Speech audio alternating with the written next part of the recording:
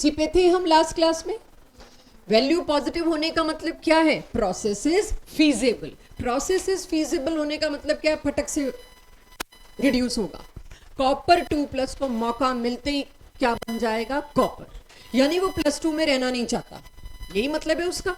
+2 में क्यों नहीं रहना चाहता? D9 है।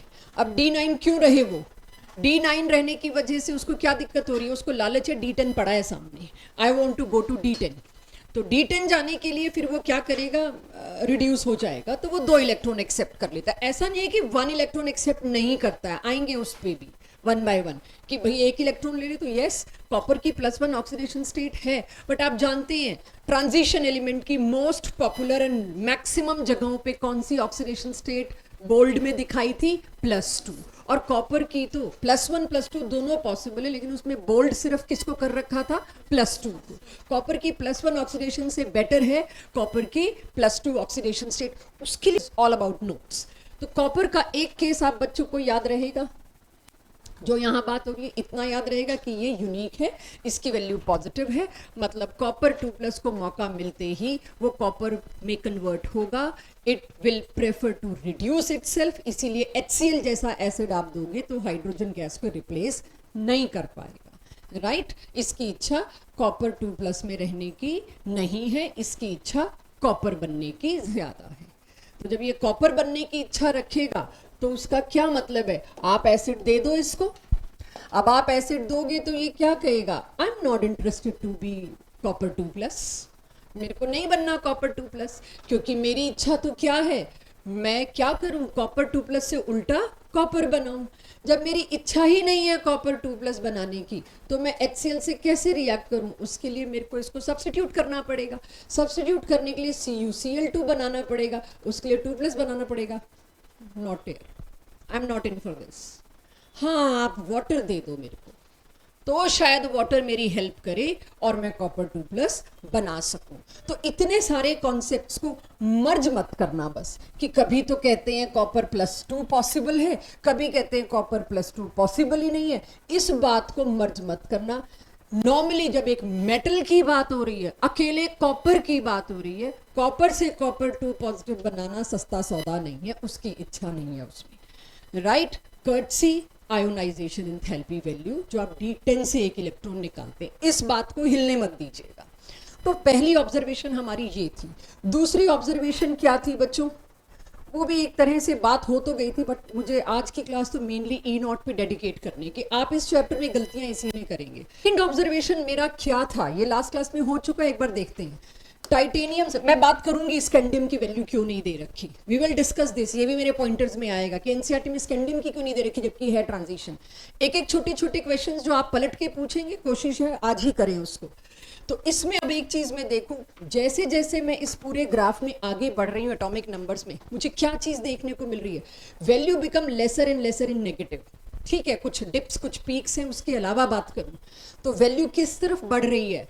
लेस नेगेटिव, या कह लीजिए टुवर्ड्स पॉजिटिव। जैसे जैसे हम जा रहे हैं value becomes less negative. Less negative का मतलब क्या? Change is becoming more favourable, change favourable होता जा रहा है। ये रिड्यूस होने को मानते जा रहे हैं। चेंज फेवरेबल होने का मतलब क्या है?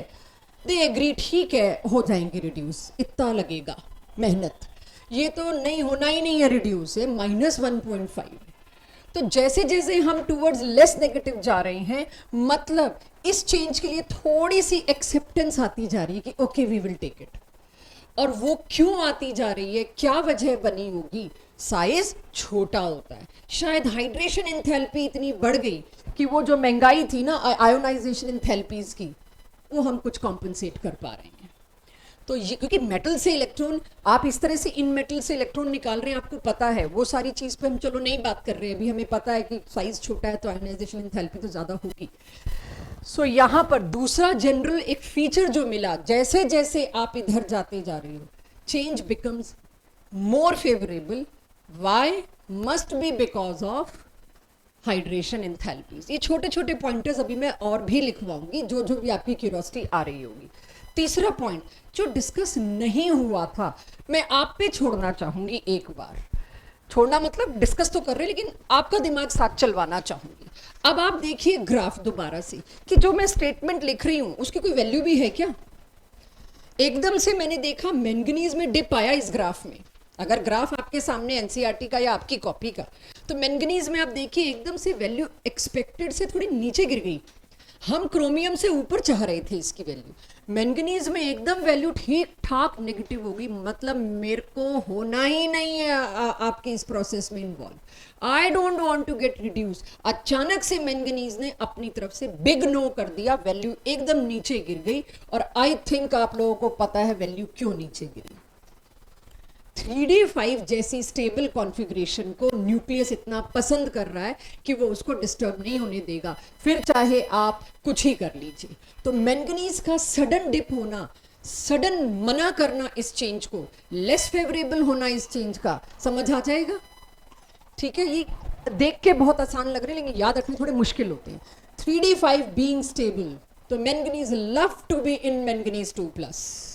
It is not interested to leave this state कि मेरे को, एक तो मेटल हूं मैं, मेरे को अच्छा खासा हाइड्रेशन एंथैल्पी भी मिल रहा है, प्लस मेरा आयोनाइजेशन एंथैल्पी का खर्चा नहीं है, बड़े आराम से मैंने इलेक्ट्रॉन्स भगा दिए दोनों के दोनों। क्यों? क्योंकि मैं D5 में हूं और D5 is very much interested उसी में रहने में। सेम जिंक के साथ है, इसको नोट करिए। फिर जो मैंने पॉइंटर्स बनाए मैं आपके साथ साथ लिखूंगी थोड़ा बहुत और आप मेरे साथ साथ लिखेंगे, इसे नोट करिए। आगे चलूं तो मेरे को M3+ से M2+ वाली वैल्यूज चाहिए। अब ये वैल्यूज मैं सारी लिखने में इंटरेस्टेड नहीं हूँ, इसके लिए मेरे को NCERT चाहिए। तो हर 2-3 बच्चों के पास अगर हो तो आई विल बी हैप्पी। मुझे ज़रा इसमें ट्रेंड देखना है M3+ से M2+। अगर सभी लोगों ने वो NCERT का बड़ा सा टेबल है एक 3+, 2+ वैल्यूज़ का, वो खोल लिया हो, या शुरू में है, it is on page number 94। M2+ से M3+, बिल्कुल शुरू वाले पेज पे है जहाँ वो साइज़ का ग्राफ है। उस वैल्यू में, इसमें मतलब सदियाँ बीत गई हैं, क्वेश्चन इसी से ऐसा आता है जिसको बच्चे अक्सर छोड़ के आते हैं। तो अगर मैं उस हिस्से पे आऊँ तो अब सभी लोग उस टेबल को देखकर, आप 3 ही केसेस हैं जो नेगेटिव वाले हैं, एम आई राइट? उसमें भी हमारे इंटरेस्ट का केस है वेनेडियम और क्रोमियम।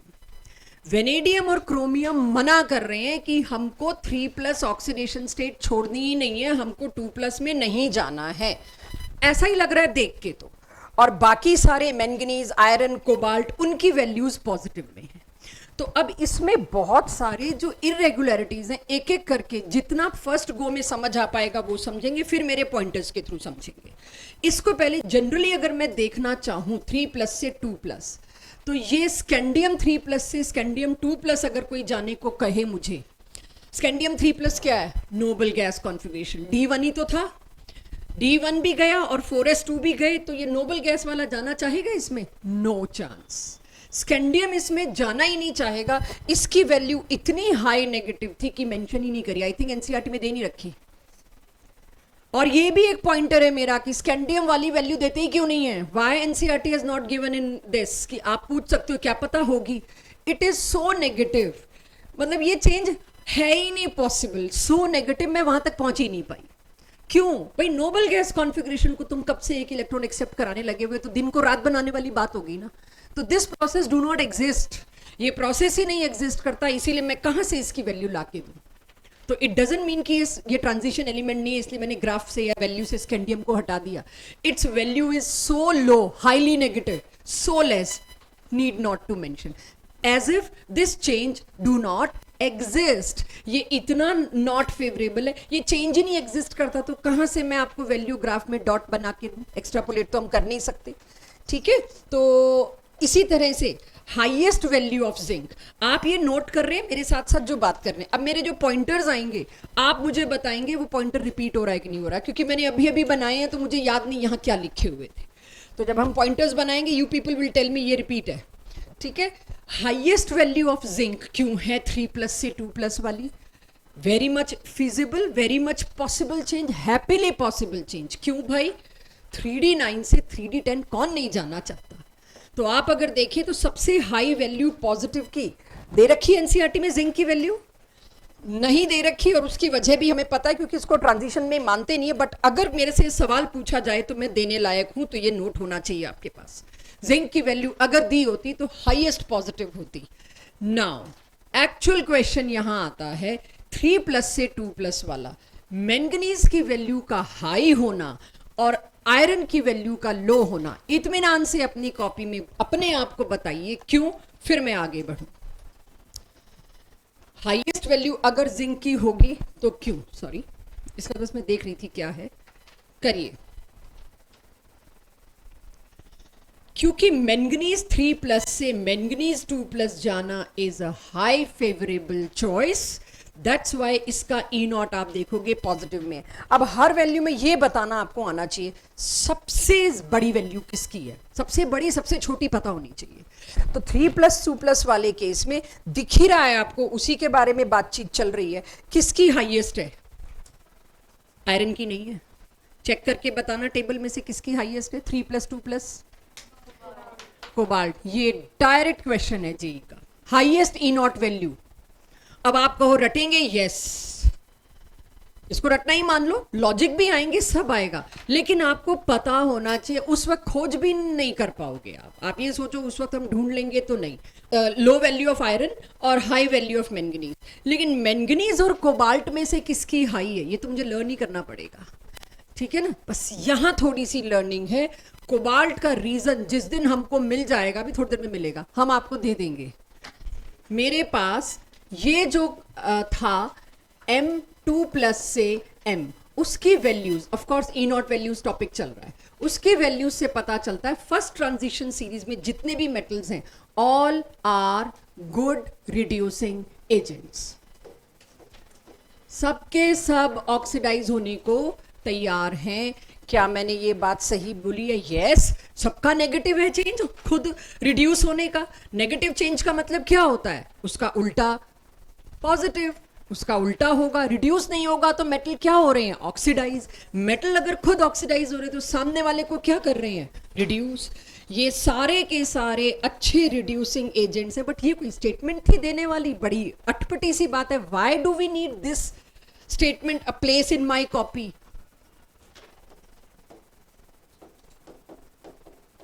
ये आ गया असर्शन रीजन में, स्टेटमेंट ट्रू है। एस ब्लॉक से ज्यादा अच्छे रिड्यूसिंग एजेंट्स हैं ये, और उस वक्त अब बताओ, ये हमें याद करना पड़ेगा, ये उसके लिए है। All metals of this series, obviously आप लोगों को लग रहा होगा भी कॉपर आने वाला है, वो एक्सेप्ट लिखूंगी मैं, लेकिन जनरली क्या बोलूंगी, पूरी 3D ट्रांजिशन सीरीज के सारे metals are good reducing agents as compare to S block. We should not forget transition, इनको इसीलिए बोला जाता है क्योंकि एस और पी के बीच में इनकी प्रॉपर्टीज लाई करती हैं। तो एस ब्लॉक के बाद मेरे पास अंडरस्टूड है कौन से मेटल्स आ गए, डी ब्लॉक। इसमें लिख लीजिए एक्सेप्ट कॉपर, और उस पर आज मैंने स्टार्टिंग में ठीक ठाक टाइम डेडिकेट कर दिया क्योंकि अकेले इसी की वैल्यू पॉजिटिव थी। इस वाली ट्रांजिशन सीरीज में, एसर्शन बोल रही हूं, बताना करेक्ट कि नहीं, इस वाली ट्रांजिशन सीरीज में जैसे जैसे मैं स्कैंडियम से कॉपर तक जा रही हूं, value become lesser and lesser in negative. Correct है? रीजन, आयोनाइजेशन एंथैल्पीज बढ़ती जा रही है जैसे जैसे मैं इधर जा रही हूँ, यही रीजन है। थोड़ी देर पहले बात की है, और अगर आपको लग रहा है कि आपको अभी भी याद नहीं हुआ है तो आपको अब ये असर्शन रीजन के पॉइंट ऑफ व्यू से याद होना चाहिए। जैसे जैसे मैं स्कैंडियम से कॉपर की साइड जा रही हूं,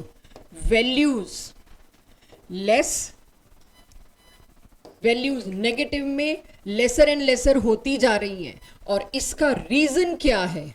इसका रीजन है आयोनाइजेशन एंथैल्पी 1 और 2 के कॉम्बिनेशन का बहुत हाई होते जाना। हाई होता गया और 2+ स्टेट में रहना मुश्किल हो गया, उधार मांग के एनर्जी मेरे को 2+ में रहना पड़ा, इसीलिए मैंने सोचा छोड़ो 2+, मेटल पे ही चलते हैं। Copper do not react with acid, इस पे बात तो हो ही गई है, ये कोई इंपॉर्टेंट बात तो थी नहीं लिखवाने की, लेकिन यहां एक चीज स्लिप होती है। Copper do not react with acid, perfect. Cu plus HCl react नहीं करेगा, ऑब्वियसली इसका ई नॉट पॉजिटिव है, इसका ई नॉट पॉजिटिव है, और हाइड्रोजन को करने के लिए इसको खुद को रिड्यूस थोड़े ही होना है, इसको तो ऑक्सीडाइज होना है, तो दे ही नहीं रहा, रास्ता ही नहीं दे रहा। लेकिन copper reacts with oxidising acids. मेरी क्लास बताएगी ऑक्सीडाइजिंग एसिड्स में कोई भी एक नाम? H2SO4 and HNO3। कहीं फ्लो में एसिड्स में हम ये ना सोच जाएं कॉपर नाइट्रिक एसिड और सल्फ्यूरिक एसिड से भी रिएक्ट नहीं करता, ठीक है। Copper reacts with oxidising acids, that is H2SO4 and HNO3। क्यों? कॉपर तो 2+ और कॉपर के बारे में इतनी हमने बात कर ली, क्यों कॉपर ऑक्सीडाइजिंग एसिड्स के साथ रिएक्ट कर लेता है? क्योंकि ऑक्सीडाइजिंग एसिड्स खुद रिड्यूस होते हैं, दे रिड्यूस देमसेल्व्स। वो कौन सा सामने वाले को रिड्यूस कर रहे हैं? वो खुद रिड्यूस होते हैं, क्योंकि हम मिक्स्ड चल रहे हैं। अभी मैं इसकी बात कर रही हूं, E0 ऑफ दिस, इसमें बात चल रही है अभी। तो इसके बारे में अगर हम बात कर रहे हैं तो मैं कौन से 3 एलिमेंट्स पकड़ रही हूं? मैंगनीज, निकल एंड जिंक। कहीं भी और इसका रीजन मत ढूंढना, गूगल पे तो कतई मत ढूंढना। ये सब जो पॉइंटर्स और रीजन लाके दे रही है प्रॉपर जो ऑथर्स की बुक्स हैं, जहां पर कोई गलती का चांस नहीं है। जो मेजर रेफरेंस है इसका जेडीली बुक है, प्लीज गूगल से मत ढूंढेगा, हर जगह आंसर अलग मिलेंगे। इन तीनों की वैल्यू में कुछ तो आपको अटपटा मिला, और वो अटपटा क्या मिलता है? They are more negative than expected. Expected से थोड़े से नीचे मिले, जो एक्सपेक्टेड जा रही थी उससे थोड़े से नीचे मिले, राइट। वो जो रेड या ऑरेंज डब्बा बना है वो एक्चुअल है, यही लिखा है आपके उसमें वैल्यूज में, देखना। मैंगनीज सेम है, मैंगनीज दिखाना कौन सा है। अच्छा एक सेकेंड, अरे अरे अरे सुनो, मैंगनीज ने डिप नहीं मारा है एकदम से। मैं एक्सपेक्टेड में, अदरवाइज वो तो एक्सपेक्टेड सोच सकती हूँ, ग्राफ में अचानक से एक डिप क्यों आ गया भाई? तो एक्सपेक्टेड का मतलब सिर्फ ग्रीन ऑरेंज डब्बा नहीं है, एक्सपेक्टेड का मतलब है कोई भी इरेगुलरिटी मिली तो मेरे को तीनों एक साथ पकड़नी है। एक इरेगुलरिटी मिली, अचानक से मैंगनीज की वैल्यू लुढ़क गई इतनी नीचे, बाकी 2 और आपको मिले जहां पर एक्चुअल और एक्सपेक्टेड मीट नहीं कर रहा था। अब समझ पा रहे हैं सवाल क्या है? समझ पा रहे हैं? कोई कंफ्यूजन है? चलिए लिखिए जो मैं कह रही हूं। Manganese, nickel, zinc are more negative than expected. More negative, जो मैंने एक्सपेक्ट नहीं किया था। अभी कोबाल्ट मत लाना बीच में अगर दिख भी रहा हो तो, जो कहा जा रहा है सिर्फ उतना, मोर नेगेटिव देन एक्सपेक्टेड। ये तीनों के तीनों ज्यादा नेगेटिव मिले एज एक्सपेक्टेड, ठीक ठाक फर्क मिला इसीलिए उनको ले लिया। अब मेरे को तीनों आयंस की कॉन्फ़िगरेशन दे मेरी क्लास। Mn2+, निकल 2+, zinc 2+। Can I get it's configuration? It is 3d5, it is 3d10। पहले वो जो मेरे लिए आसान है, मैं कह सकती हूं कि ये दोनों Mn2+ और जिंक 2+ क्यों नेगेटिव वैल्यू मिली है? अपनी कॉन्फ़िगरेशन से हिलना नहीं चाहते, वी आर स्टेबल। क्यों कष्ट करें, हम ठीक ठाक बॉन्ड बनाए बैठे। आप मेरा बॉन्ड भी छीन रहे हो और स्टेबल कॉन्फ़िगरेशन भी छीन रहे हो, आई एम नॉट रेडी। तो इन दोनों की तो एक्सपेक्टेड से कम, मैंगनीज में तो एकदम वैल्यू नेगेटिव आई बनता था। निकल में ऐसा क्या हुआ होगा? Any guess? कॉन्फ़िगरेशन अगर लिखे तो आना ही नहीं है उससे तो कुछ आंसर। क्या आएगी निकल की कॉन्फ़िगरेशन? इसमें तो ऐसा कुछ नहीं है जो ये रहना पसंद कर रहा है इसमें। What can be the possibility? Any guess? कि निकल 2+ इतना हैप्पी है अपनी कॉन्फ़िगरेशन में, इतना हैप्पी है अपनी +2 में, उसको जाना ही नहीं वापस निकल बनने। D8 कोई स्टेबल तो है नहीं। यानी कि आपको जब भी कंफ्यूजन हो पहले तो प्रोसेस सोचिए। निकल 2+, निकल बन के नहीं राजी, मोर नेगेटिव देन एक्सपेक्टेड, इसको इसमें जाना ही नहीं है। I don't want this change to happen. What can be the reason? Either stable configuration, वो तो है नहीं। दूसरा रीजन क्या हो सकता है कि ये इस ऑक्सीडेशन स्टेट में काफी स्टेबल बैठा है। तो ऑक्सीडेशन स्टेट स्टेबल होगी या नहीं होगी उसके लिए डिसाइडर कौन बताया था मैंने लास्ट क्लास में? Hydration enthalpy. निकल का साइज इतना छोटा है और 2+ चार्ज में तो चलो सब पे ही है, हाइड्रेशन एंथैल्पी इसकी इतनी ओवर पावर कर गई कि अब ये वापस नहीं जाएगा। ये मेंशन रीजन है और इसके असर्शन रीजन में या हम लुढ़कते हैं या छोड़ते हैं। तो इसका रीजन बता रही हूं, क्यों ये मेरे को नेगेटिव मिला, क्यों मेरे को एक्सपेक्टेड से नीचे मिला। और ग्राफ अगर कंपैरिजन में देखो तो है बहुत क्लियर कट दिखा रखा है कि वैल्यू एक्सपेक्टेड से कम है। कोबाल्ट की भी है, बट कोबाल्ट पे हम डिस्कस नहीं कर रहे क्योंकि सेम रीजन कोबाल्ट पे भी लग जाएगा। सेम वही कि इनके साइजेस अगर आप देखो, निकल कोबाल्ट आयरन में 2-2 पिकोमीटर का फर्क है सिर्फ। अगर आप साइजेस का देखें तो मात्र 2 पिकोमीटर के फर्क नजर आएंगे, तो ऑलमोस्ट सेम है। तो कोबाल्ट और निकल दोनों में ही सेम रीजन आप लगा दीजिएगा है ही ये रीजन, वैलिड रीजन है ये। तो अपने तरीके से नोट कर लेना बच्चों, कहीं मेरे समझाने में आपसे कुछ छूट ना जाए।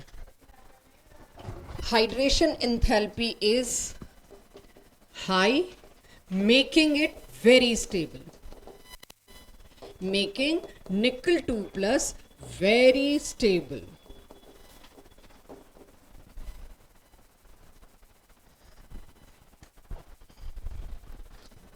Five.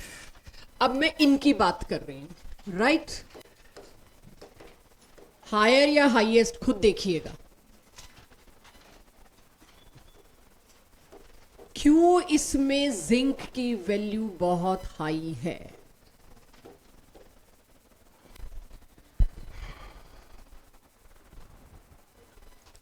क्यों हाई? हाई मतलब पॉजिटिव में बहुत हाई रही होगी, या जो भी है वैल्यू बढ़ी है।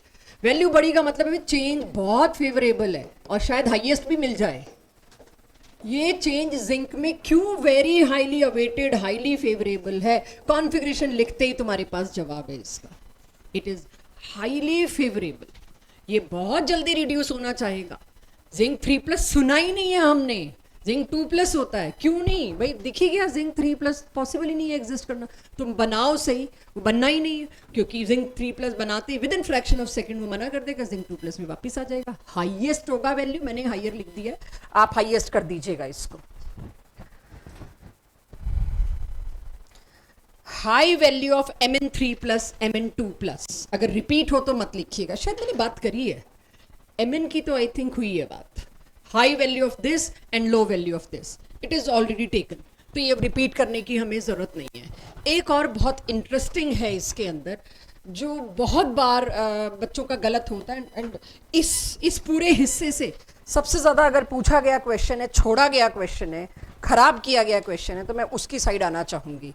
वेनेडियम 3+ से वेनेडियम 2+, कहीं और वेनेडियम की बात ही नहीं हो रही है। यहां थोड़ा कंफ्यूजन हो सकता है, इसीलिए थोड़ा स्लो चलूंगी। दोनों की कॉन्फ़िगरेशन बताओ मेरे को।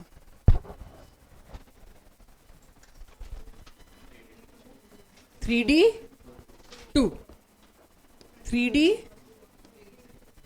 अगर ये चैप्टर जैसे एनसीईआरटी में दिया है, जैसे हम 2-3 साल पहले किया करते थे, D&F पहले पढ़ते थे, फिर कोऑर्डिनेशन, उस दौरान तो सिलेबस बहुत ही ज़्यादा था, चैप्टर बहुत थे, तो ये वाला क्वेश्चन हमको छोड़ना पड़ता था कि जब कोऑर्डिनेशन पढ़ लोगे तब पता चलेगा इसकी वजह। तो ये वाला पॉइंट हमेशा हमसे छूटता था, कोऑर्डिनेशन में आके कवर होता था। 3D2 और 3D3। अब मेरे को वैल्यूज में देख के बताइए वेनेडियम की वैल्यू कितनी है इस E0 में, जो स्पेशली मैंने आपको कहा था 3 ही नेगेटिव है, 2-3 ही नेगेटिव है। -0.26। क्रोमियम के मुकाबले इसको हाई बोलूं कि लो? हाई, और वैसे लो। ओके, तो पहली बात तो जो भी है मुझे बताइए, इसमें कोई साइड ज्यादा स्टेबल दिख रही है? कोई भी साइड ज्यादा स्टेबल दिख रही है ना? तो D2 मैंने सुना कहीं कोई ऐसा खास स्टेबल होता है, ना मैंने D3 सुना ऐसा कोई खास स्टेबल होता है। ये ऑक्सीडेशन स्टेट सबसे कॉमन इसकी आज की एक प्रॉपर्टी में आने वाला है, ये कॉम्प्लेक्सेस में आती है, कोऑर्डिनेशन कंपाउंड्स में। वेनेडियम का +2, बढ़िया है, पढ़ाई रहने दो नीचे, वैसे भी डिस्ट्रैक्शन का सोर्स है, अगर फोन गिरा है तो पढ़ा रहने दो नीचे उसको। सो 3D3 मतलब वेनेडियम ने अगर कॉम्प्लेक्स बनाया तो उसकी कॉन्फ़िगरेशन होगी T2G3। I am talking about octa complex. Vanadium के जब जब ऑक्टा कॉम्प्लेक्स बनेंगे उसकी कॉन्फ़िगरेशन होगी T2G3। आपकी एनसीईआरटी में 2 जगहों पर अभी आपको इन टेक्स्ट क्वेश्चन दिखेंगे, वहां ये बात मेंशन की हुई है, और ये बोर्ड के क्वेश्चंस के बारे में बात कर रही हूँ। T2G3 का मतलब क्या है? Exactly half filled. T2G3 का मतलब क्या है? एग्जैक्टली हाफ फिल्ड, क्योंकि अब कौन सा D5 सारे एक ही हैं। आई एम टॉकिंग अबाउट ये वाली ऑक्सीडेशन स्टेट कॉम्प्लेक्सेस में देखी गई, और कॉम्प्लेक्सेस में V+2 का मतलब क्या है? वेनेडियम +2 का मतलब क्या है? D3 नहीं, d ऑर्बिटल ऑक्यूपेंसी का कैसे बताते हैं वहां? T2G3। तो D2 से D3 ये जाना चाहेगा, राइट D2 से D3 ये जाना चाहेगा, इसीलिए क्रोमियम के मुकाबले देख लो इसकी वैल्यू हाई है। आपसे सवाल ये पूछा जाता है, दिस हायर देन क्रोमियम का कौन सा, यही लेना पड़ेगा, सॉरी, ये एसर्शन रीजन में आ गया तो बहुत ठंडे दिमाग से सोचना पड़ेगा। वेनेडियम की सेम E0 वैल्यू क्रोमियम से ज्यादा क्यों है? अगर मैं कहीं समझाते समझाते गलत होती हूं तो करेक्ट करिएगा मेरे को अभी तो कंपैरिजन तो बात की बात है, अभी तो मेरे लिए ये भी एक नई बात है कि अच्छा D3 को भी अब सोचना T2G3 की तरह पड़ेगा। यस, मुझे बताइए दोनों क्रोमियम की कॉन्फ़िगरेशन।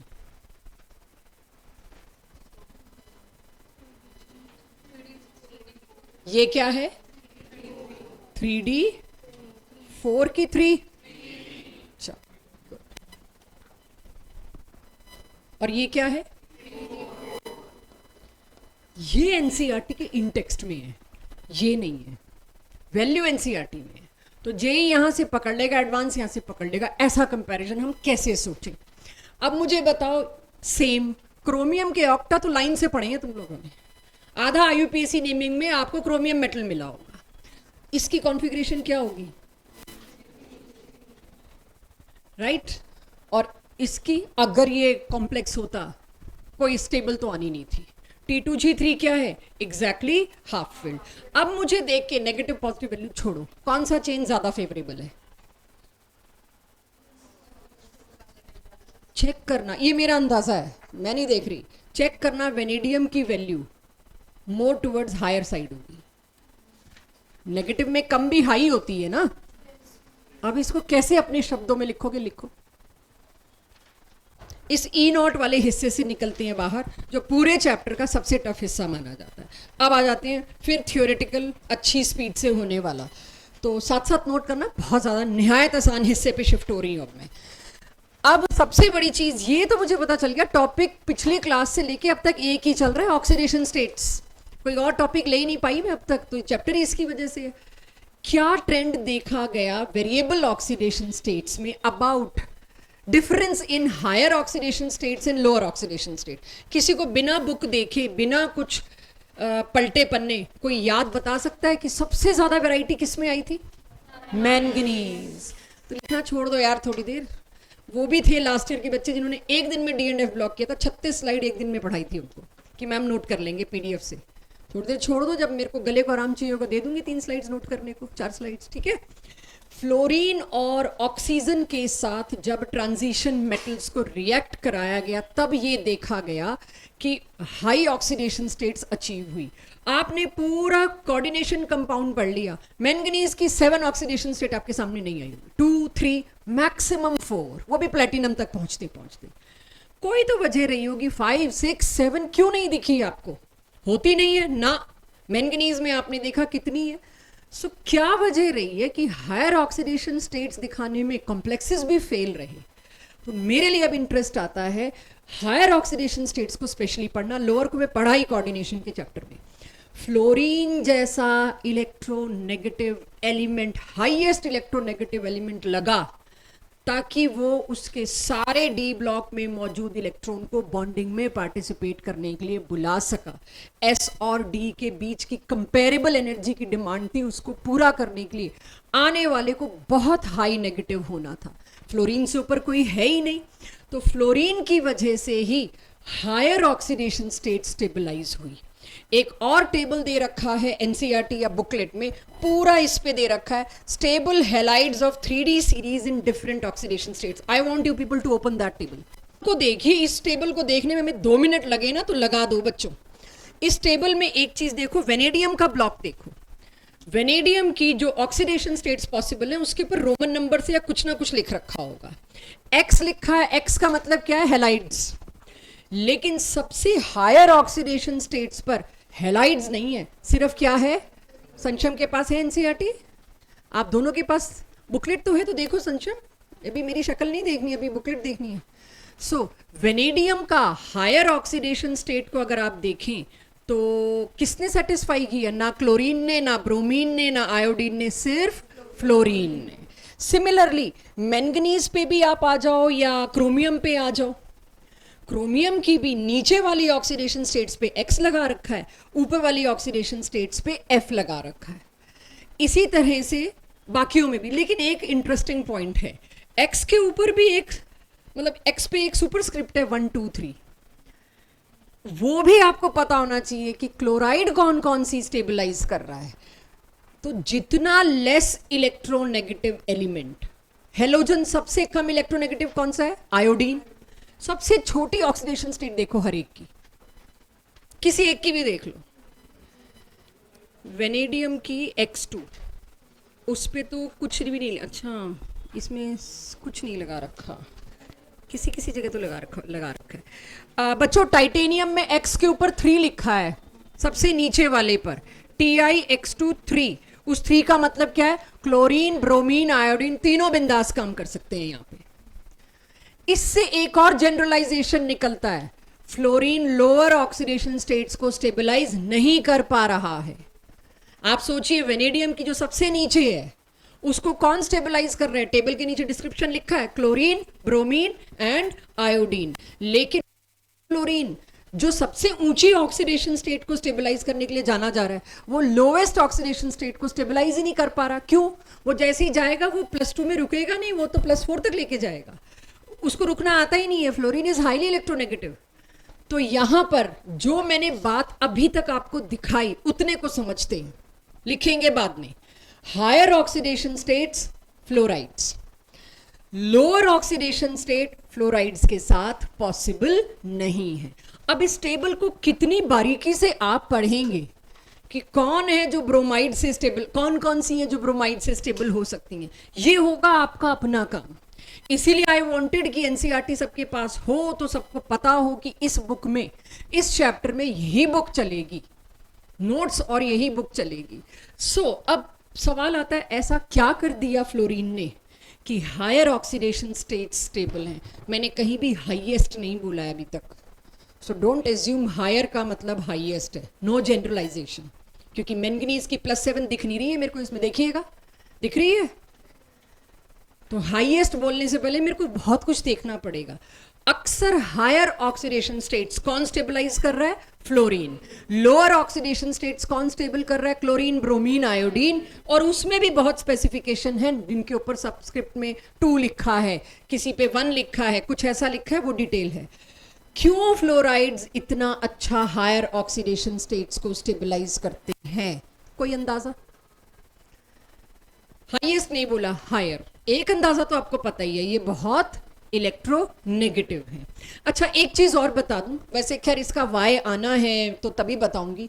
एक और टेबल देखना, इसी का पन्ना पलट लो एनसीईआरटी में तो, और एक और देखिए हाईएस्ट ऑक्सीडेशन स्टेट्स वाला, नॉट हायर वाला, हाईएस्ट ऑक्सीडेशन स्टेट्स वाला टेबल देखिए।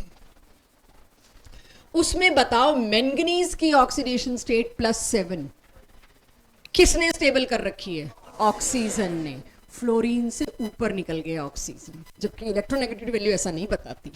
यानी कि हाईएस्ट ऑक्सीडेशन स्टेट, अब किसी की भी देख लो, वेनेडियम की, मैंगनीज की, कॉपर की, क्रोमियम की, किसी की भी हाईएस्ट ऑक्सीडेशन स्टेट अब बिंदास देखिए, ऑक्सीजन तो करेगा ही करेगा, फ्लोरीन करेगा नहीं करेगा, I am doubtful, but oxygen highest oxidation state stabilise कर रहा है। Can you see in the table? तो अब मेरे पास सवाल आता है क्यों, वो भी बात करेंगे, बट पहले फैक्ट, वाई पे जल्दी नहीं कूदना, पहले फैक्ट को याद रखना है कि ऐसा कुछ है। फ्लोरीन ऑक्सीजन के अलावा कोई नहीं है जो हायर ऑक्सीडेशन स्टेट्स को छू भी पा रहा। ये फैक्ट याद रहेगा, ये टेबल बहुत इंपॉर्टेंट होंगे। चलिए चलते हैं इसके रीजन पे भी। उससे पहले जब फैक्ट की बात चली है तो ये दो बहुत ही बकवास से क्वेश्चंस हैं, लेकिन ये बोर्ड्स में बहुत आ रहे हैं। मतलब 12th क्लास के बोर्ड के पेपर में ये क्वेश्चन आना और उस वक्त इसका सही लिख पाना, of course assertion reason statements में तो है ही, वो भी बहुत जरूरी है। ऑक्सीडेशन स्टेट को हम क्लोज कर रहे हैं, लास्ट पे हैं, इसीलिए ये एनसीईआरटी ने इसी के बाद घुसाया है, हैलाइड्स वाले टेबल के बाद, तो वहीं से मैं पकड़ रही हूँ। एक बहुत इंपॉर्टेंट फैक्ट, कॉपर 2+ के हैलाइड्स आर नोन। दिख रहा होगा हैलाइड्स में, देख लो एक बार कॉपर का, वो हैलाइड्स वाले टेबल में देख लीजिए, कॉपर 2+ हैलाइड्स हैं, कॉपर क्लोराइड है, कॉपर फ्लोराइड है, कॉपर क्लोराइड है, बट कॉपर का आयोडाइड पॉसिबल नहीं है। चेक करिएगा कुछ ऐसा दिखे उसमें, थोड़ा सा मैं चाह रही हूं टेबल आपको देखना आ जाए, आप इसको इग्नोर ना कर पाए। कॉपर का आयोडाइड पॉसिबल नहीं है। कॉपर की जो X2 लिखा होगा ना, उसमें नीचे आप चेक करोगे तो फ्लोरीन क्लोरीन ब्रोमीन होगा, उसमें आयोडीन वाला सब सुपरस्क्रिप्ट नहीं लगा रखा होगा। है आयोडाइड? मैंने +2 बोला बालको, मैं +2, +1 में तो है ही, वो मैं बना के दे रही हूं तुमको सामने, मैं +2 की बात कर रही हूँ, ठीक है। तो good that this discussion happened, क्योंकि इससे अब आपको याद रहेगा कि ये दो में फर्क है, +2 और +1 में फर्क है। Anyways, copper 2+ halides are known except for CuI2। Why? ये बोर्ड का 1 नंबर का क्वेश्चन, और एनसीईआरटी ने दे रखा, कुछ नहीं पता मेरे को भी, कोशिश कर रही हूँ, साइज तो नहीं आएगा, बिल्कुल भी नहीं आएगा, राइट।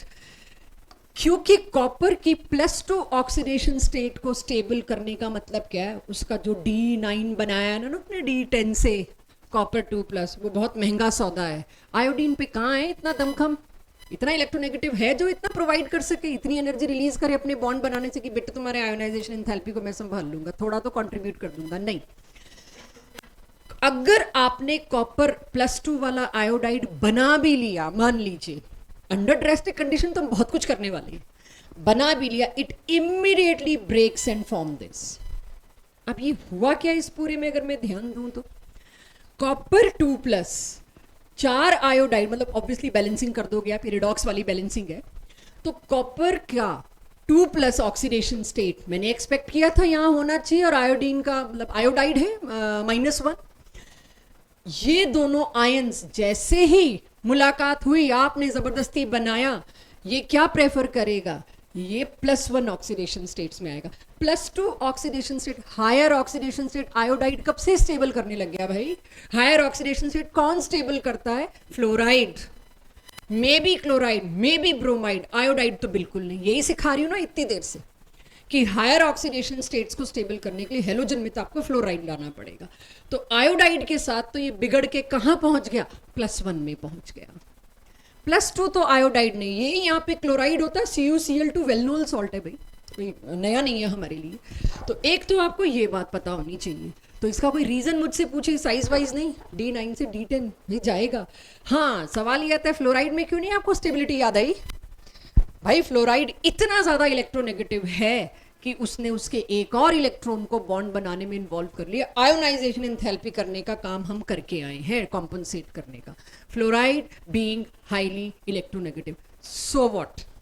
आखिर इलेक्ट्रोनेगेटिव को कब तक लेके चलूंगी मैं, क्या कर रहा है एक्चुअल में ऐसा, उस पे भी आ रहे हैं। अगेन पहले फैक्ट्स, पहले ही रीजन दे दो ना तो तुम लोग फैक्ट्स कभी याद नहीं करते। तो अगली स्लाइड पे इसकी वजह दूंगी कि आपको यहां पर D10 दिख रहा है स्टेबल, जैसे ही फ्लोराइड आ जाता है कुछ जलेबी सी बना जाते हैं। फ्लोराइड तो हायर ऑक्सीडेशन स्टेट्स को स्टेबल कर सकता है, ऐसा क्या लेके आ गया वो इलेक्ट्रोनेगेटिविटी की वजह से?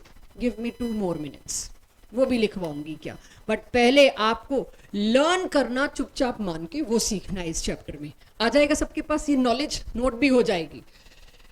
लेकिन जैसे मेरे को लगा Cu+1, जो पीछे बात भी की थी starting of class, Cu+1 D10 configuration है, ठीक ठाक स्टेबल है, इसको जिंदा रहना चाहिए। Cu+1 को काफी अच्छा स्टेबल होना चाहिए, और है ये, इसमें कोई डाउट नहीं। आई एम नॉट क्लेमिंग कि Cu+1 इज नॉट स्टेबल, है ये स्टेबल। लेकिन अगर तुम इसको एक्वस दे देते हो ना, फिर ये बेईमान हो जाता है।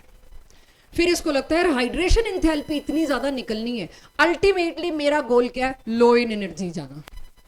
Cu+1 को लगता है अगर मैं D9 कर लूँ ना, चार्ज Cu+2 आ जाए ना, जो हाइड्रेशन रिलीज होगी, फायदा मेरे को उसमें हो रहा है। ये आपकी एनसीईआरटी का इनटेक्स्ट सॉल्व क्वेश्चन, और उसके नीचे हिंट क्या लिखी है?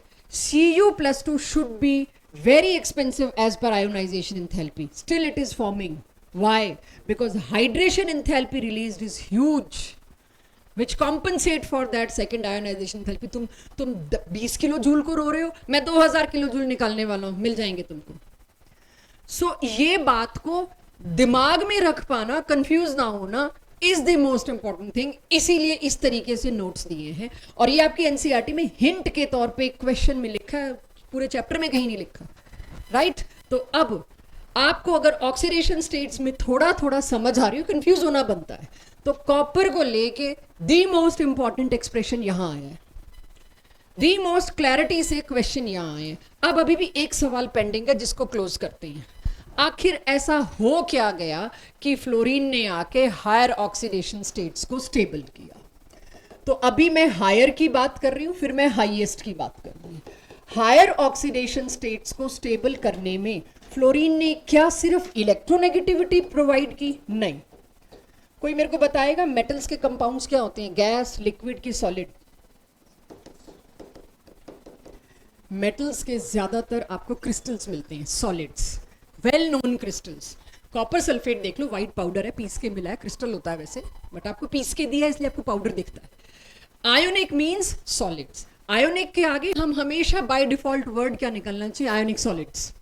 सॉलिड्स मतलब आयोनिक. सॉलिड स्टेट चैप्टर नहीं पढ़ा हमने शायद, इसलिए भी थोड़ा सा हेजिटेट करें आप, but they are solids. Fluorine electronegativity बहुत हाई प्रोवाइड कर रहा है, तो उससे बॉन्ड अच्छा बना, सब कुछ. उसने इलेक्ट्रॉन्स को अनपेयर भी किया. अनपेयर करने के लिए भी तो हाई इलेक्ट्रोनेगेटिव चाहिए. लेकिन एक और चीज करी फ्लोरीन ने, इसका साइज. इससे छोटा कौन है पूरे पीरियोडिक टेबल में? हाइड्रोजन. वो है गैस, भूल जाते हैं, वो तो खैर स्मॉलेस्ट है, वो मेरे सीन में ही नहीं है. इससे छोटा अगर मैं हाइड्रोजन निकाल दूं तो कोई नहीं है. पैकिंग किसकी सबसे अच्छी होगी सॉलिड्स में? सबसे छोटे साइज की. फ्लोरीन से छोटा ला के दिखा दो, नहीं है.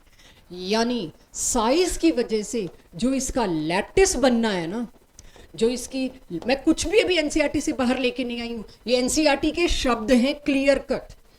फ्लोरीन क्यों हायर ऑक्सीडेशन स्टेट्स को स्टेबल कर पाया? क्लोरीन पीछे क्यों रह गया? ब्रोमीन पीछे क्यों रह गया? भाई उनके साइज भी बड़े हो गए इलेक्ट्रोनेगेटिविटी के साथ. उनका जो क्रिस्टल बना उसमें वॉइड्स, स्पेसेस बहुत वेस्ट हुए. फ्लोरीन पूरे पीरियोडिक टेबल में सेकंड स्मॉलेस्ट है. उसका लैटिस कितना स्ट्रॉन्ग बनेगा आप सोच के देखिए. जो स्पेसेस है तो उसी में लुढ़क के उस स्पेस को भी भर देगा. जो 2 मैंगनीज के, या मैं कहूं 2 कॉपर के एटम्स भी अगर आप जोड़ रहे हो, उसमें भी जो थोड़ा सा स्पेस बचता है, अगर हमने अभी करेंगे इस सिलेबस को खत्म करने के बाद, ये 3 कॉपर के आयंस पैक हो रहे हैं, फ्लोरीन तो इतने में ही आ जाएगा.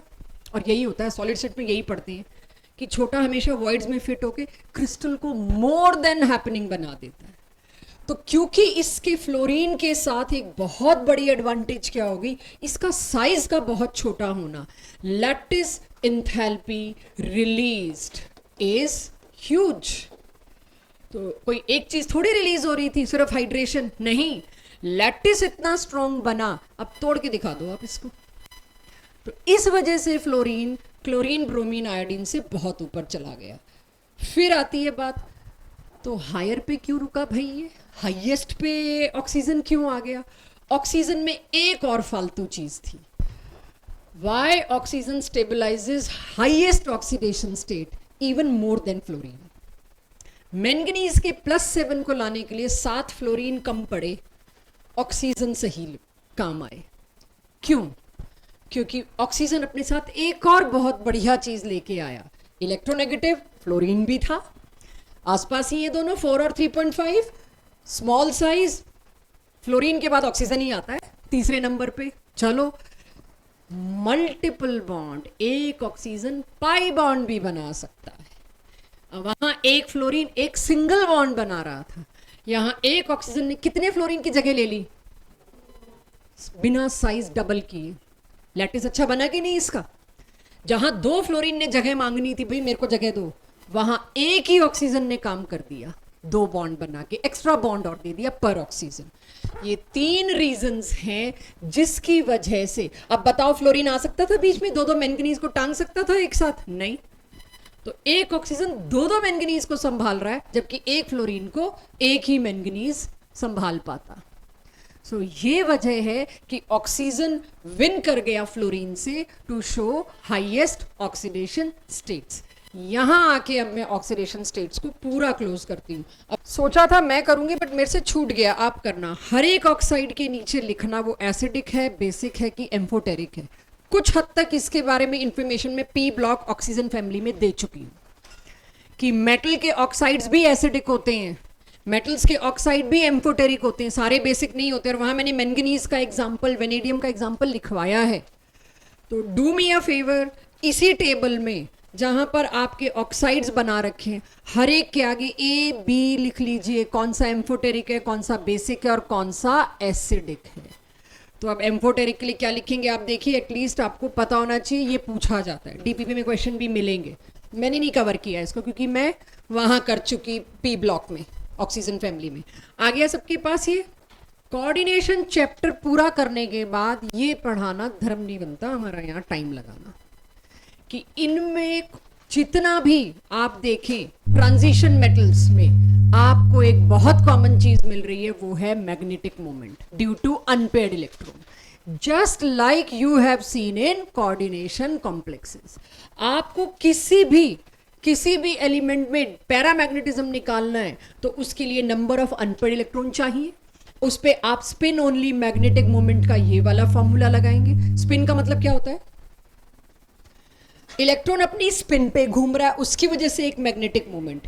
लेकिन कोई ये डाउट डाल सकता है इलेक्ट्रॉन अपने ऑर्बिटल में ऐसे भी तो घूम रहा है, तो दो मैग्नेटिक मोमेंट होने चाहिए, one is spin, other is orbital. लेकिन orbital magnetic moment is quenched by spin magnetic moment. ये आपकी इस चैप्टर की एनसीईआरटी की लाइन है कि orbital magnetic moment is so less, it is quenched by spin magnetic moment.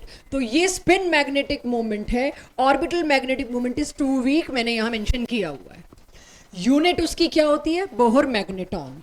5 unpaired electron है तो आप बड़े आराम से √35 या जो भी उसकी वैल्यू निकाल सकते हैं। ये आप पूरा कोऑर्डिनेशन में करके आए।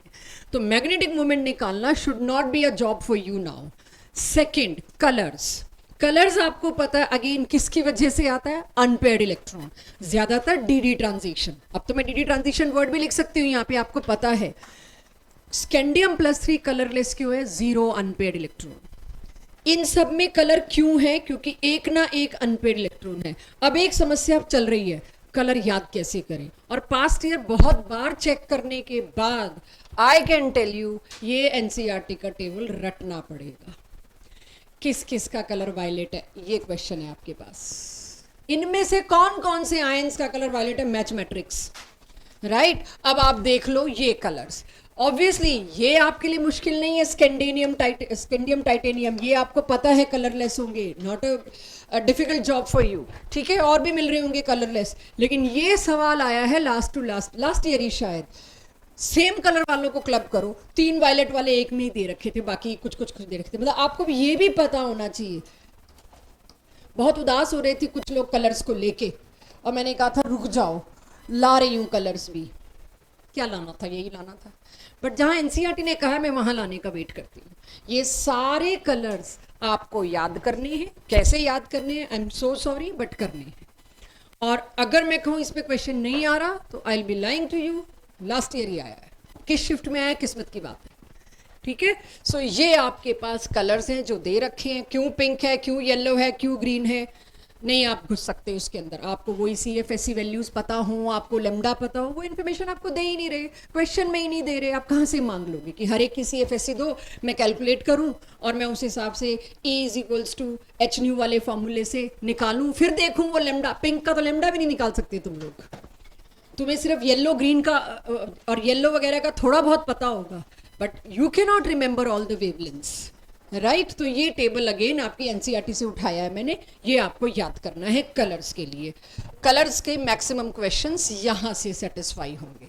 नाउ समथिंग न्यू, ठीक है। तो मैंने अब तक क्या आपको 2 प्रॉपर्टीज और पढ़ाई, मैग्नेटिज्म और कलर। हम टॉपिक क्या पढ़ रहे हैं अब हमने टॉपिक जो शुरू किया हुआ है, अभी तक तो हमारा ऑक्सीडेशन स्टेट ही चल रहा था प्रॉपर्टीज को लेके। दूसरी प्रॉपर्टी कौन सी पढ़ी? Magnetic moment. तीसरी कौन सी पढ़ी? कलर। अब आते हैं इसकी चौथी कहाँ चली गई, सॉरी पूरा चैप्टर पढ़ाए हैं उसके ऊपर। Formation of complexes. सिर्फ डी ब्लॉक एलिमेंट्स ही कॉम्प्लेक्स क्यों बनाते हैं? जो मैं बोल रही हूँ पढ़ा रही हूँ, साथ साथ नोट कर लिया, मैं वेट नहीं करूंगी, या घर जाके नोट करिए। अब बड़ा आसान और रेपिटेटिव सा हिस्सा है, क्योंकि इनके साइजेस इतने स्मॉल है, चार्ज डेंसिटी इतनी ज़्यादा है कि 6 लिगेंड्स को, 5 लिगेंड्स को ये एकोमोडेट कर सकते हैं। वेकेंट डी ऑर्बिटल्स है, क्योंकि लिगेंड्स को आने के लिए वेकेंट डी ऑर्बिटल्स चाहिए। एस ब्लॉक मेटल्स क्यों नहीं बना पाए, ये है। डी ब्लॉक ने ही क्यों कॉम्प्लेक्सेस बनाए, और इन्हीं में वेरिएबल ऑक्सीडेशन स्टेट्स पॉसिबल थी, इसीलिए कॉम्प्लेक्सेस बन पाए। ये 3 चीज़ें चाहिए कॉम्प्लेक्स बनाने के लिए, और ये तीनों चीज़ें किन एलिमेंट्स के पास देखी गई? सिर्फ ट्रांजिशन एलिमेंट्स के पास। इसीलिए ट्रांजिशन एलिमेंट से ही निकला कोऑर्डिनेशन कंपाउंड्स या कॉम्प्लेक्सेस। अब थोड़ा समझने वाले हिस्से पे आते हैं। कैटलिस्ट याद है आप लोगों को, हमने कहाँ पढ़ा है? केमिकल काइनेटिक्स में। तो केमिकल काइनेटिक्स जब हम पढ़ रहे थे, रेट ऑफ रिएक्शन पे किस किस चीज़ का असर आएगा, किस किस चीज़ से असर आएगा, ये टॉपिक था। और टेम्परेचर पे हमने देखा था 10 डिग्री बढ़ाओगे तो रेट अप्रॉक्सीमेटली 2 गुना होता है। तब हमने वहाँ पर एक थ्योरी भी पढ़ी आर्रीनियस की, और वो ओरिएंटेशन फैक्टर वगैरह वगैरह। बीच में एक टॉपिक आया था कैटालिटिक प्रॉपर्टीज़ या कैटलिस्ट का यूज। उसमें मैं ये काइनेटिक्स से ग्राफ लेके आई हूँ, याद दिलाने के लिए कहाँ पढ़ा है तुम लोगों ने, तो हो सके तो समझ लीजिएगा इसको। जब आप विदाउट कैटलिस्ट रिएक्शन कर रहे थे तो ये पाथवे था, विद कैटलिस्ट कर रहे थे तो पाथवे ही बदल जाता था, रास्ता ही बदल जाता था विद लो एक्टिवेशन एनर्जी। जितनी कम एक्टिवेशन एनर्जी होगी उतना ही रिएक्शन का रेट फास्ट होगा। ये आप पढ़ के आए हैं तो आपको याद दिला रही हूँ। तब मैंने कहा था बाकी का आगे देखेंगे। ये रास्ता बदलने का क्या मतलब होता है? क्यों अक्षित, रास्ता बदलने का क्या मतलब होता है? रिएक्शन फास्ट हो जाता है। रास्ता बदलने का मतलब क्या है? मतलब क्या बदल रहा है वो रास्ता? कोई सड़क तो बनी हुई नहीं जो बदल रहा है। रिएक्शन फास्ट हो जाता है समथिंग एल्स। तो रास्ते का मतलब क्या है? मैकेनिज्म। रिएक्शन अपना मैकेनिज्म ही बदल लेता है कैटलिस्ट के साथ। पहली और आखिरी बार पढ़ रहे हो आप 2 साल में हाउ, इसके बाद रिपीट नहीं है किसी चैप्टर में। तो मान लीजिए अब क्यों ये कैटालिटिक प्रॉपर्टी दिखाते हैं। फॉर एग्जांपल आयरन, मैंगनीज, ये सब के सब देखो तो वेल नोन कैटलिस्ट है, सारे के सारे डी ब्लॉक से। क्यों भाई? क्योंकि इनके पास एक बहुत बड़ी खूबी है, they can change their oxidation state and provide alternative pathway. Still I am not able to understand, समझाओ। तो वो अंडरस्टैंडिंग के लिए आपको क्या करना है? मान लो एक रिएक्शन है, ये कॉन्टैक्ट प्रोसेस सल्फ्यूरिक एसिड जो बनता है उसका ये मेन स्टेप ये होता है SO3। SO3 बन जाए उसके बाद तो सल्फ्यूरिक एसिड बन ही जाता है, समझ लो।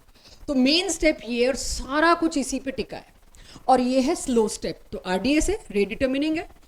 अगर मैं सोचूं इस रिएक्शन में क्या हो रहा है, SO2 भी गैस, O2 भी गैस, दोनों गैसेस को प्रॉपर ओरिएंटेशन से कोलॉइड करना है ताकि वो क्या बना सके, उस कोलिजन की वजह से SO3। अब गैसेस का कोलिजन, गैसेस वैसे ही फ्री मॉलिक्यूल्स, गैसेस का collision that too in a particular orientation is very difficult. मतलब हजारों में से कुछ कोलिजन कामयाब होंगे तो स्लो हो गया ना रिएक्शन। उसके लिए फिर लगा कि नहीं, एक कैटलिस्ट दे देते हैं V2O5। वेनेडियम इसमें कौन सी ऑक्सीडेशन स्टेट में है? +5 में।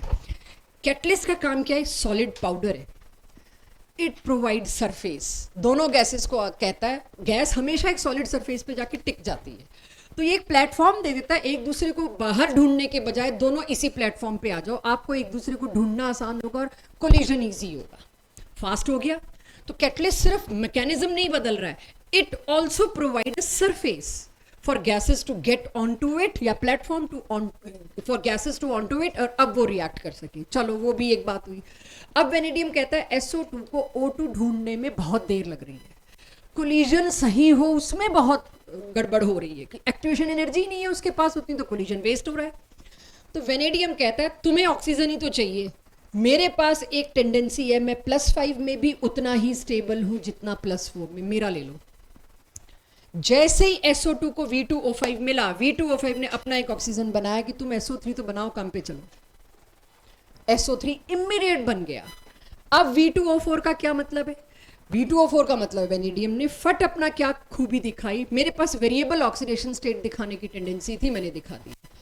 इमीडिएटली फिर V2O4 क्या करता है, वो जो ऑक्सीजन जिसको ढूंढना पड़ रहा था वो भी इसी के पास आके इसके प्लेटफॉर्म पे टिक गई है। दोनों गैसेज इसी पे टिक गई, चिपक गई। बहुत बेसिक है। आपके घर में आप देखिए, आपके टेबल्स चेयर्स को रोज डस्टिंग क्यों करनी पड़ती है?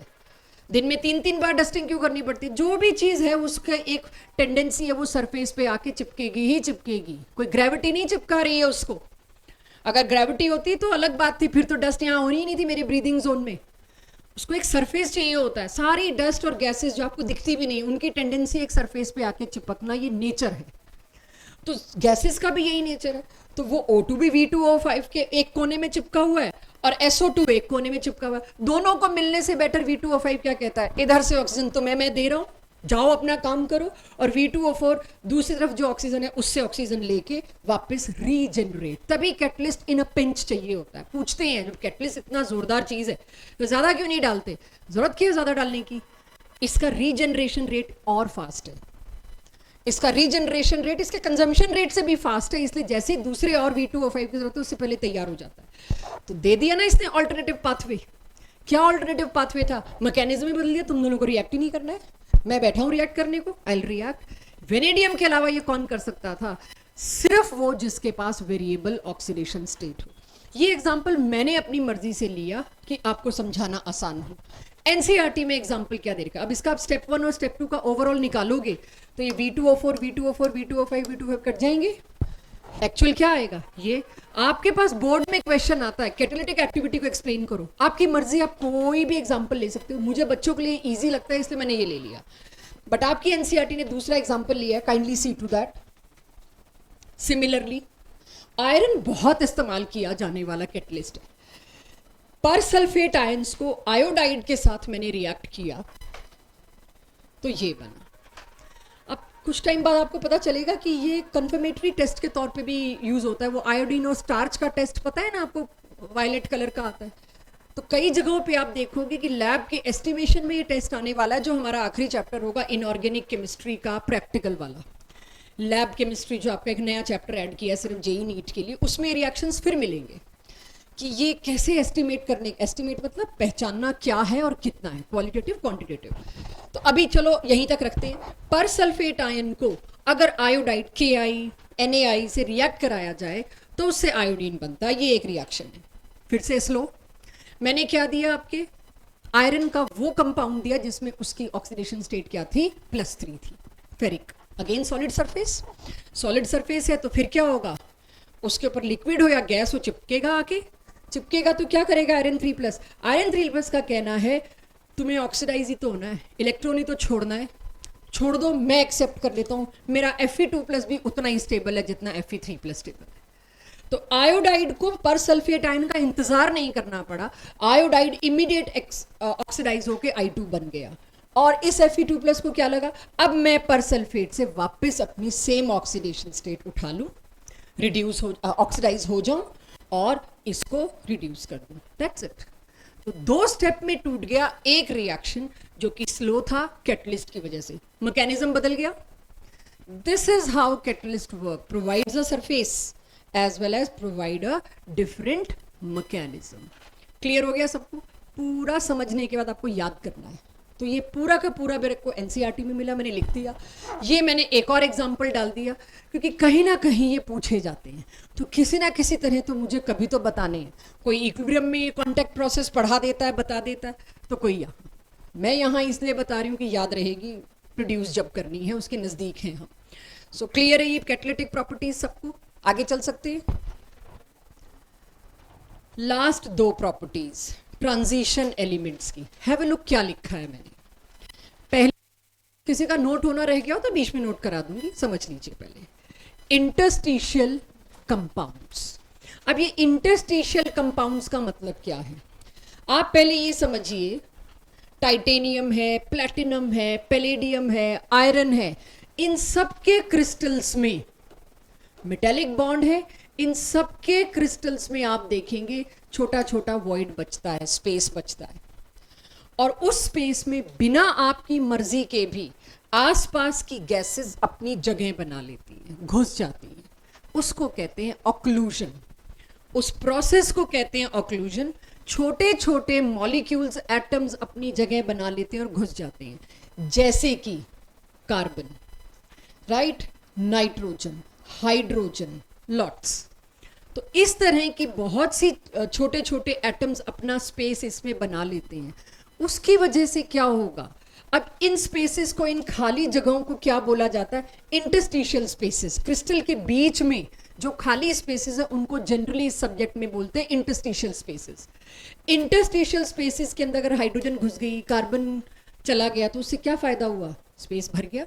पहला फायदा तो मेरा यही हुआ कि ये और हार्ड हो जाएंगे और हाई मेल्टिंग हो जाएंगे, इनकी शायद स्ट्रेंथ भी बढ़ जाए, मतलब जो हार्ड है वो स्ट्रॉन्ग भी बना ही जाता है। तो इस तरह से बहुत से कंपाउंड्स देखे गए जिनको कहा जाता है इंटरस्टिशियल कंपाउंड्स। नाम ही इंटरस्टिशियल कंपाउंड्स है, जैसे टाइटेनियम के साथ कार्बन।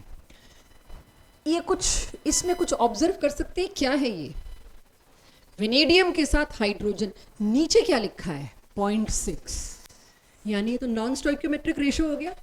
कंपाउंड्स हमेशा एक फिक्स स्टोइकियोमेट्रिक रेशो में बनते हैं, 1 is simple whole number ratio, 1:2, 1:3, 3:4।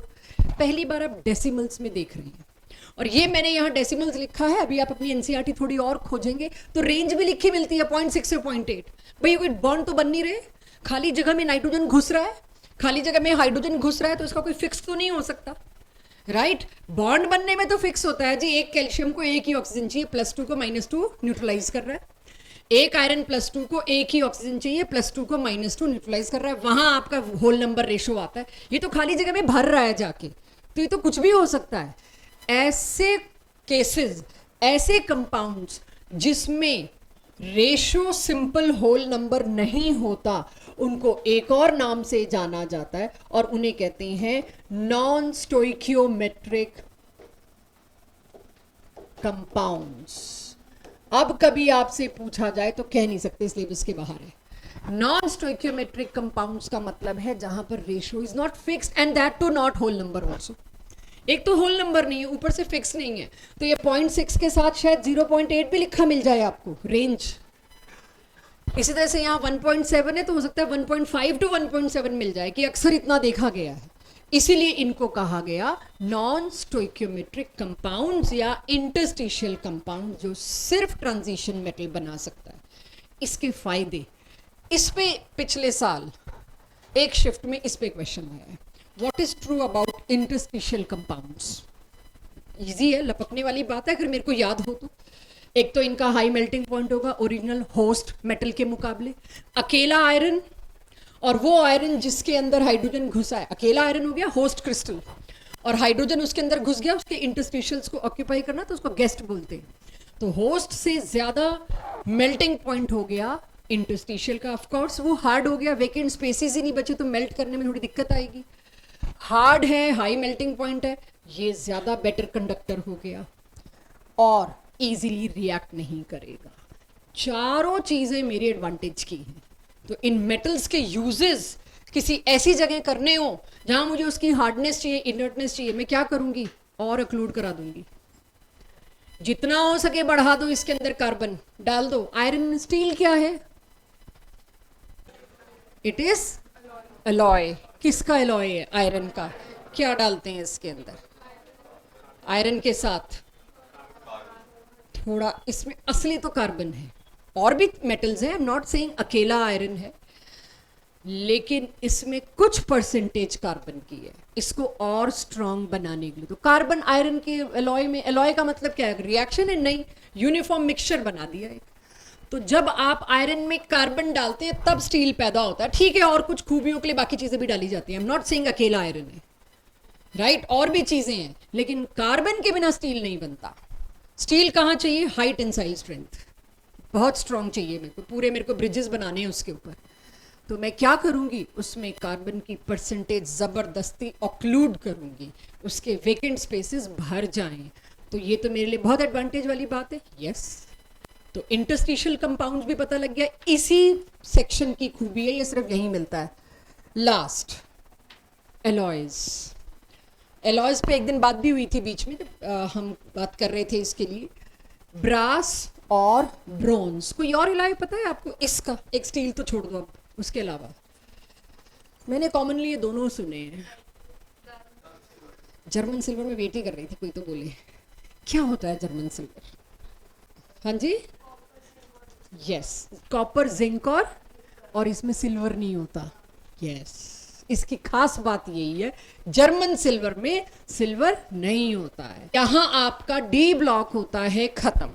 अब मैं आपको सिर्फ 2-4-5 मिनट एफ ब्लॉक का इंट्रोडक्शन सिंपल वाला दे रही हूँ, लोकेशन, और उसके बाद हम, ज्योति मैम आज टेस्ट है, आज टेस्ट है, हाँ देख के ले आओ अगर है तो। उसके बाद मेरे को उम्मीद है टेस्ट है, तो उसके बाद हम टेस्ट रखेंगे।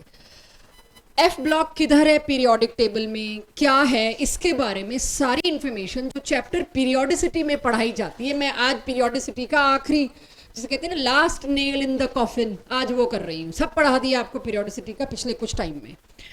एफ ब्लॉक का मतलब क्या है, पहली बात उसको कहते हैं inner transition elements, inner transition series. क्यों इनर ट्रांजिशन बोला, क्योंकि अब के इलेक्ट्रॉन आखिरी वाला किस में जा रहा है, पेनल्टीमेट में नहीं। ट्रांजिशन में किस में जा रहा था बच्चों, पेनल्टीमेट में। अब के किस में जा रहा है, एंटी पेनल्टीमेट और अंदर वाले में। यानी कि पहले NS भरा गया, उसके बाद N-1 D भरा गया नहीं भरा गया, ये अभी आर्ग्यूमेंट का है, इट इज डिबेटेबल, इस पर मैं कोई कमेंट नहीं कर रही। उसके बाद N-2 F भरा गया। सिंपल अफबाउ प्रिंसिपल मानूं तो NS2 के बाद सीधे इलेक्ट्रॉन इसमें जाना चाहिए। ये हुआ वैलेंस शेल, ये हुआ पेनल्टीमेट, ये हुआ एंटी पेनल्टीमेट। आखिरी इलेक्ट्रॉन क्योंकि एंटी पेनल्टीमेट में गया, इसीलिए इसको इनर ट्रांजिशन सीरीज कहते हैं। ये दो हिस्सों में दो ही सीरीज हैं, एक 4f एक 5f। या इलेक्ट्रॉन 4f में जाएगा या 5f में जाएगा। जो 4f में जाने वाले हैं उन सब का नाम क्या रखा हुआ है, लेंथेनॉइड्स, और जो 5f वाली सीरीज है उसका नाम क्या रखा हुआ है, एक्टिनॉइड्स। लेंथेनम से शुरू हो रहा है लेंथेनॉइड्स, और एक्टिनियम से शुरू हो रहा है, इसीलिए इनका नाम अब जस्टिफाई हो गया। वाई लेंथेनॉइड्स क्योंकि पहला लेंथेनम है, वाई एक्टिनॉइड्स क्योंकि पहला जिसके डब्बे में सारे बैठे हैं वो आपका एक्टिनियम है। अब पहली सीरीज लेंथेनम से शुरू नहीं हो रही है, सीरीज कहां से शुरू होती है, 4f, सीरियम से ल्यूटिटियम तक। सीरियम का एटॉमिक नंबर है 58 और ल्यूटिटियम का एटॉमिक नंबर है 71, कुल मिला के 14। एक्टिनियम एक्टिनॉइड सीरीज एक्टिनियम के बॉक्स में है, एक्टिनियम का एटॉमिक नंबर है 89, और थोरियम से पहला एक्टिनॉइड शुरू हुआ 90, और लॉरेंशियम, थोरियम से लॉरेंशियम, ये हुए कुल मिला के 14। और तो मेरे पास ये एलिमेंट्स गिनती में कितने हैं, 28 पीरियोडिक टेबल में। अब जिस पे कई दिन से बात चल रही है, इलेक्ट्रॉनिक कॉन्फ़िगरेशन, पहले उसको सेटल करते हैं। और मैंने ये भी कहा था इसकी इलेक्ट्रॉनिक कॉन्फ़िगरेशन पे पिछले 2 साल से हर बार एक क्वेश्चन देखने को मिल रहा है, किसी ना किसी तरीके से, कहीं मैच मैट्रिक्स में, कहीं 4 स्टेटमेंट्स में, कहीं कुछ। अब हम जो रैंडमली पढ़ के आया करते हैं उसको आज for the last time close करेंगे कि अब वेरी स्पेसिफिक, अब मैं रैंडम नहीं बोल सकती। तो सबसे पहली चीज, अगर मैं बात करूं सीरियम की कॉन्फ़िगरेशन 58, तो मुझे पता है नियरेस्ट नोबल गैस है, उसमें 54 भर गए। 54 के बाद 2 और आए, वो किस में भरेंगे, 54 के बाद 2 और आए, वो किस में भरेंगे, 6s2। तो कितने हो गए, 56, 57, 54। एनीवेज, अब 57th इलेक्ट्रॉन किधर आना चाहिए। अफबाउ प्रिंसिपल n+l वाला रूल लगाऊं तो इसकी एनर्जी कम है as compare to 5d। 5d और 4f में n+l की वैल्यू सेम आ रही है, और जहां n+l की वैल्यू सेम आती है वहां इलेक्ट्रॉन किस में जाता है, जिसका n छोटा हो। तो कायदे से 4f के अंदर इलेक्ट्रॉन जाना चाहिए, बट मेरे पीरियोडिक टेबल की सारी सिमेट्री हिल रही थी, सारी सिमेट्री हिल रही थी। मेरे को 5d1 मजबूरी में यहां रखना पड़ा।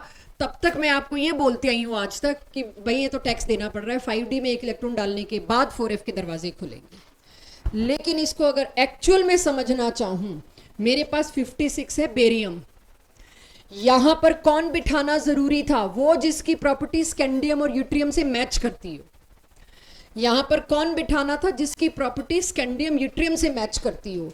और क्योंकि मेरे को हॉफनियम तो यहीं बिठाना था, जिरकोनियम टाइटेनियम हॉफनियम की प्रॉपर्टीज मैच करती हैं, और तो और जिंक कैडमियम मरकरी ये सारे सेम है, दिख रहा है कॉपर सिल्वर गोल्ड सेम है। मैं इस पूरे पीरियोडिक टेबल की सिमेट्री का सत्यानाश कर देती अगर मैं ऑफ-बाउ रूल को फॉलो कर लेती। तो it was forced on us कि यहां पर आपको 57 वाला बिठाना पड़ेगा, कायदे से 57 वाला एफ में होना चाहिए था। 6s2 के बाद कौन भरा जाना चाहिए था? सीधे 4f। लेकिन लेंथनम को इधर बिठाना मेरी मजबूरी हो गई, क्योंकि लेंथनम को इधर बिठाते ही 14 एलिमेंट बाद के निकाले, hafnium matches to titanium and zirconium. तो मेरे को पीरियोडिक टेबल की सिमेट्री नहीं बिगड़ने देनी थी। उस वजह से हमें पता लगा हो ना हो लेंथनम में जो इलेक्ट्रॉन गया है, लेंथनम माने 57, मैंने 58 लिखा है सीधा, तो अगर मैं लेंथनम की लिखती 57 तो कॉन्फ़िगरेशन ये होनी थी, क्योंकि lanthanum can not be F block, because उसकी प्रॉपर्टी किससे मैच कर रही है? उसकी प्रॉपर्टी तो स्कैंडियम और यूट्रियम से मैच कर रही है, मैं कैसे उसे एफ ब्लॉक में डाल दूं? तो I am force to put lanthanum here, otherwise Aufbau follow होता। तो अगर मेरे को लेंथनम उधर बिठाना पड़ गया तो इतना तो पता चल गया lanthanum is not F block. बहुत सारे मैंने आज गूगल पे पीरियोडिक टेबल के डायग्राम उठाने चाहे तो जिसको देखो लेंथनम लेंथेनॉइड्स में डाल रहा है, एनसीईआरटी नहीं डाल रहा लेंथनम को लेंथेनॉइड्स में। एनसीईआरटी लेंथनम को ग्रुप 3 में वहीं बिठाए हुए जहां दिखाया मैंने। Anyways, coming back to what I was discussing configuration. अब सीरियम में तो मेरे को याद है भाई 5d1 क्यों एक रखा, वो लेंथनम का खामियाजा भुगत रही हूँ। लेंथनम को डी ब्लॉक में टिकाने के लिए हमने एज्यूम किया पक्का इसमें एक इलेक्ट्रॉन गया होगा, अदरवाइज इसकी प्रॉपर्टी स्कैंडियम यूट्रियम से मैच ही नहीं करनी थी, तो ऑफ-बाउ को वायलेट कर दिया। उसके बाद 58, अब 58 से मेरा एफ ब्लॉक स्टार्ट हो गया, तो मैं क्या बोलूंगी? 4f1 है जी कॉन्फ़िगरेशन। अब आ जाइए अगले मेंबर्स पे। 59 से 63 में डी ब्लॉक, डी को देखा भी नहीं हमने, फिर ऑफ-बाउ रूल जिंदा हो गया। आप देखिए इन सब में डी में एक भी इलेक्ट्रॉन नहीं है, 59 से लेके 63 में सब में वो डी वाला इलेक्ट्रॉन किस में लौट गया? एफ में। ये वाला भी यहां पहुंचा तो कितना हो गया? 4f2, और एक ऐड हुआ तो कितना? 4f3, 4f7 तक ऐसे ही चला। एंड वेरी ऑब्वियस 4f7 वाले को तो वैसे भी आप याद रख लो कि डी में नहीं जाएगा, f7 एग्जैक्टली हाफ फिल्ड है। नहीं, सिर्फ कहां कहां ऑफ-बाउ वायलेट हुआ वो याद रखोगे, सारी कॉन्फ़िगरेशन आपको अपने आप याद हो जाएगी। अब उस हिसाब से चलूं तो 63 तक तो ये हुआ। 64 वाले ने क्यों बेईमानी करी? बड़ा ऑब्वियस है, उसको 4f7 दिख रहा था, वो 4f8 होने में रेजिस्ट करेगा, तो फिर उसको लगेगा यार 5d में डाल देते हैं। फिर वायलेट हुआ, तो कहां कहां वायलेट हुआ है? पहले मेंबर पे, और एक इसकी सबसे ज्यादा पूछी गई है, एनसीईआरटी बैक एक्सरसाइज में इसकी पूछ रखी है बिल्कुल क्लियरली, बिना एटॉमिक नंबर दिए। हम तो कर लेंगे एटॉमिक नंबर देंगे, तो एटॉमिक नंबर भी नहीं दिया, और जेई नीट दोनों में बिना एटॉमिक नंबर दिए गैडोलिनियम की कॉन्फ़िगरेशन पूछ रखी है। तो आपको इसका एटॉमिक नंबर भी नहीं दिया जाएगा जब पूरा चैप्टर दे दिया। और करना क्या है, ठीक है? इसके बाद गैडोलिनियम में तो मुझे पता लग गया क्यों 5d क्यों 4f7 है। उसके बाद कौन शुरू हो गया फिर से? एटॉमिक नंबर 65, उससे लेके 70 तक फिर वही 4f। और क्यों ल्यूटिटियम के अंदर 5d लाना पड़ा? 4f14 था भाई, कैसे सेक्रीफाइस कर दूं? तो बड़ा क्लियर है, पहले वाला डी से f7 वाला और f14 वाला, तीन ही जगह 5d आया, बाकी जगह नहीं आया, बाकी जगह 5d सीन में ही नहीं है। जब तक इस तरह से आप कॉन्फ़िगरेशन को लर्न नहीं करेंगे, एक लड्डू क्वेश्चन आपका गलत होगा कि कॉन्फ़िगरेशन पूछ लें बस इस चैप्टर से, कुछ और पूछे ही ना, जेई नहीं कर लोगे। सेम अब खुद ढूंढोगे एनसीईआरटी में, पूरा टेबल दे रखा है एनसीईआरटी में लेंथेनॉइड का अलग, और 2 पन्नों बाद एक्टिनॉइड की कॉन्फ़िगरेशन, या थोड़ी गैप पे एक्टिनॉइड की कॉन्फ़िगरेशन का लो। लर्न फॉर एक्टिनॉइड्स सिमिलरली अपने आप। तो अब टू क्लोज द क्लास, क्या मेरी क्लास मेरे को लेंथेनॉइड्स और एक्टिनॉइड्स की लोकेशन बता सकती है पीरियोडिक टेबल में? फॉर ऑलवेज ग्रुप कौन सा है? ये 3, ये है ग्रुप 1, ये है ग्रुप 2, और यहाँ होता है ग्रुप 13। ये कौन सा ग्रुप है? ग्रुप 3। और पीरियड कौन सा होगा? Of course 6 is for lanthanoids, 7 is for actinoids, क्योंकि सारे लेंथेनॉइड और एक्टिनॉइड बैठे तो इसी डब्बे में है, लेंथेनॉइड इसमें और एक्टिनॉइड इसमें। 14 लेंथेनॉइड्स यहाँ बैठे मिलेंगे, 14 एक्टिनॉइड्स यहाँ बैठे मिलेंगे। सबकी लोकेशन लेंथेनॉइड्स की ग्रुप 3, पीरियड कौन सा? 6। एक्टिनॉइड्स की लोकेशन क्या होगी? ग्रुप 3, पीरियड कौन सा? 7। कहाँ से शुरू हो रहा है, कहाँ खत्म हो रहा है, ये पता होना चाहिए। अब गैडोलिनियम में अगर आपको कुछ ऐसा मिला, ये आपका काम होगा, एक्टिनॉइड की भी मैच ही कर रही है क्या, ये आपका काम होगा। और मैंने एक बार पहले भी बोली है, देखना निकल की कॉन्फ़िगरेशन पैलेडियम और प्लेटिनम की सेम है क्या, यहाँ इनमें भी धोखा मिलने वाला है आपको, ठीक है, कि एक ग्रुप है तो उसकी कॉन्फ़िगरेशन सेम होगी। आई एम नॉट कमेंटिंग, कुछ ना कुछ मिल सकता है। वो डेप्थ 11th में नहीं कराई, वो डेप्थ अब करनी थी। क्लियर है? यहाँ मैं आज की क्लास क्लोज करती हूँ।